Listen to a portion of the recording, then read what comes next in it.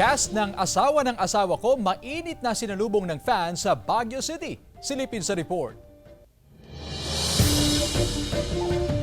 Sinalubong ng mainit na pagmamahal mula sa mga kapuso ang cast ng GMA Prime series na Asawa ng Asawa Ko sa ginanap na GMA Regional TV Kapuso Fiesta na bahagi ng pagdiriwang ng Panagbanga Festival sa Baguio City. Bright and beautiful performance ang bumungad sa crowd mula kay Kapuso actress Lizelle Lopez.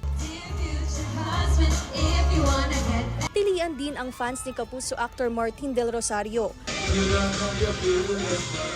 Bigay todo naman si Kapuso Total Heart of River Cruz sa kanyang song numbers na nag-uumapaw sa energy. Hindi nagpahuli sa masayang vibe si Kapuso actress Jasmine Curtis Mee na nakijam with her fans. Enjoy naman daw ang panonood ng mga kapuso at masayang makita in person ang kanilang mga idol. Gusto ko po yung panoorin na sinusubaybayan ko po yan.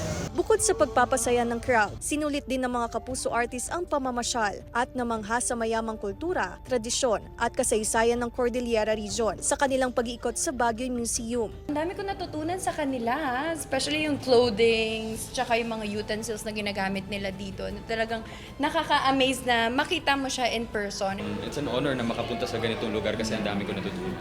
Hindi rin nila pinalagpas ang chance na makitrend sa nausong BB hair clip. Nagpapasalamat ang kapuso artist sa mainit na pagtanggap sa kanila ng mga taga Baguio. Yun, maraming salamat po sa mainit na pagtanggap sa amin and sana makabalik ulit kami. Thank you very much mga kapuso sa pagdalo sa Sunshine Park dito para mag-celebrate ng Panagbanga Festival with us.